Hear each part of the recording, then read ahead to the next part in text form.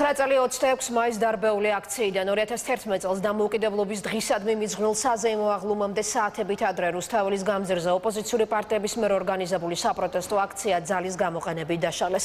დაშავდა ათეულობით დემონსტრანტი, დააკავეს აქციის ორგანიზატორთა და მომიტინგეთა დიდი ნაწილი. ხელისუფლების შეცვლის შემდეგ ჩატარებული გამოძიებით დადგინდა, რომ აქციის მონაწილეებს დარბევამდე ტერიტორიის დატოვების საშუალება არ მისცეს და ყველა გასასვლელი წინასწარ ჩაკეტეს. წლების შემდეგ ბრალი წაუყენეს მაშინდელ შინაგან საქმეთა მინისტრსაც, რომელიც სასამართლომ დამნაშავედ ცნო.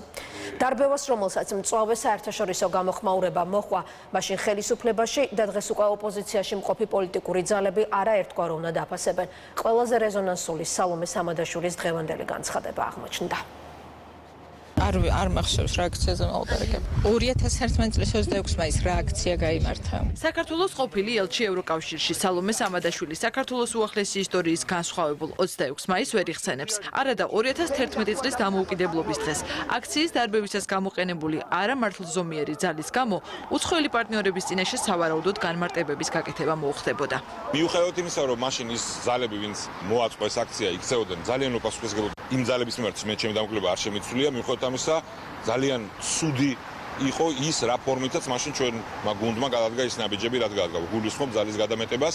უშიშროების საბჭოს ყოფილი მდივანი 9 წლის თავზე ამბობს, რომ მაშინდელმა ხელისუფლებამ აქციის დაშლისას ძალას გადაამეტა, თუმცა რუსთაველზე შეკრებილთა მიმართ დამოკიდებულება არ შეუცვლია და ახლაც ფიქრობს, რომ ნინო ბურჯანაძის მიერ ორგანიზებული პროცესები რუსეთიდან იმართებოდა. ჩვენ ვიბრძოდით იმისათვის, რომ ჩვენი ქვეყანა ყოფილიყო უკეთესი, ხელისუფლებამ გაწირა საკუთარი ხალხი, როდესაც დასაჯა კი არ დაშალა მიტინგი, არამედ დასაჯა თავისი ხალხი. და თავად აქციის ორგანიზატორი, რომელსაც ყოფილი ხელისუფლება რუსულ გრუსთან თანამშრომლობასა და საქართველოში შემოყვანის მცდელობაში სდებდა ბრალს, რომლის შვილიც 26 მაისის ღამეს დააკავეს. მეუღლეს ბრალი ოფიციალურად წაუყენეს. დაცვის წევრები დააპატიმრეს, მძღოლები კი პოლიციელთან მკვლელობისთვის გაასამართლეს. იმ აქციის ორგანიზატორი, რომლის დროსაც 2 ადამიანი გაურკვეველ გარემოებაში გარდაიცვალა. 9 წლის წინანდელი პროცესის მონაწილეები, დარბეულის და დამრბევიც დღეს მოლაპარაკების საერთო მაგიდასთან ერთად ხედან და საარჩევნო სისტემაზე მსჯელობენ. თან ისე რომ არც ერთს ეს ფაქტი დისკომფორტს და უხერხულობას არ უქმნის. ენა გააჩუმოს ყველამ. ვინც ბედავს და იმ კითხვას სვამს, რატო შედვართ იმ მაგიდასთან. ჯერ ერთი იმიტომ, რომ ამისი აუცილებლობა შექმნა ბიძინა ივანიშვილმა და 8 წელი გართული იყო, ესე ვთქვათ, ფლირტში ნაციონალურ მოძრაობასთან და სააკაშვილთან, ყოველთვის გავაკეთებ იმას, რასაც ქვეყნისათვის საჭიროდ ჩავთვლი და არ ვიფიქრებ ჩემს პირად კომფორტზე. ეს ემოციები არსად არ წასულა. არც ტკენა, არც წყენა, არც აღშფოთება, არც მიუღებლობა, მაგრამ კიდევ ვიმეორებ, პოლიტიკა არის პოლიტიკა. პოლიტიკაში არ არის კომფორტის და დისკომფორტის ადგილი. პოლიტიკაში არსებობს კონკრეტული მიზანი, ამოცანა და მიზანშეწონილობა. ეს რაღაც არასდროს აღარ უნდა მოხდეს, როგორი უპასუხისმგებლობაც არ უნდა იყოს ოპონენტი ხელისუფლების, რომ სპეციალურად ეძებდეს საბაბს. ასეთი რაღაცის ხელისუფლების პასუხისმგებლობაა, რომ ეს გაითვალისწინოს და არ დაუშვას იმ ტიპის მოვლენები, რომელსაც მაშინ ხონდა ადგილი. ოღონდ ეს ჩემი კრიტიკა საკუთარი გუნდის არანაირად არ ამართლებს იმ ძალებს, ვინც ასე მოიქცა და ვინც იყო მოწადინებული ძალადობისკენ თავად. არანაირ უხერხულობას არ იყო, სწორედ მაგაშია საქმე. ქვეყნის წინსვლა გულისხმობს იმას, რომ როგორი დაპირისპირებული შეხედულებების ძალებიც არ უნდა იყოს, რომ შეთანხმდნენ თამაშის წესებზე. ფაქტიურად იყო თავდასხმა საქართველოს სახელმწიფოზე და ჩვენ სახელმწიფო ინტერესებზე და ეს ყველაფერი ხორციელდებოდა იმ ხალხის მიერ, რომლის საგარეო პოლიტიკური ორიენტაცია ყველა ვიცით არის მიმართული ჩვენ ჩრდილოელი მეზობლისკენ. ვფიქრობ, რომ სახელმწიფოს უნდა დაეცვა საკუთარი სახელმწიფოებრივი ინტერესები. თუმცა, რა თქმა უნდა, ძალიან სამწუხაროა თუ ამ პროცესში მოხდა შესაბამისად ძალის გადამეტება. მათ შორის იმ ადამიანებს, რომელსაც მე შეიძლება ბევრ რამეში არ ვეთანხმები, აქვთ უფლება მიიღონ მონაწილეობა დემოკრატიულ თავისუფალ არჩევნებში ქვეყანაში.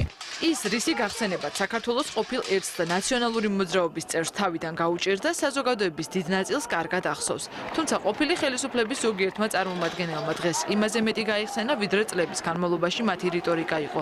ოთო კახიძემ წარსულის შეფასებისას თქვა, რომ მომხდარს მოყვამს ხერპლი, მათ შორის მოქალაქეებისაც.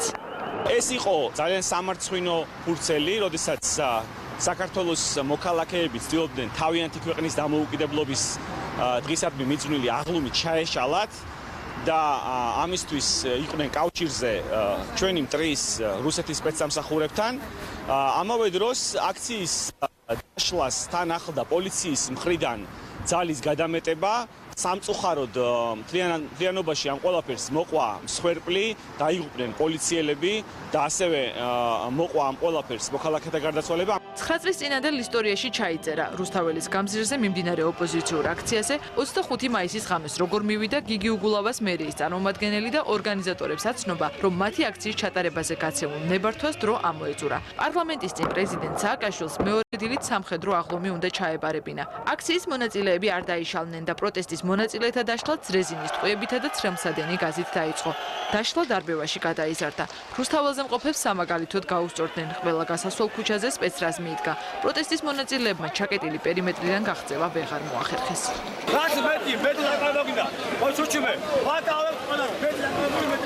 დაიჭირეს თითქმის ყველა 800 ადამიანი და ეს ალბათ არც იყო გასაკვირი, რადგან კონსტიტუციური უსაფრთხოების ყოფილი ხელმძღვანელის დათა ახალაიასგან შესაბამისი დავალება მიიღეს.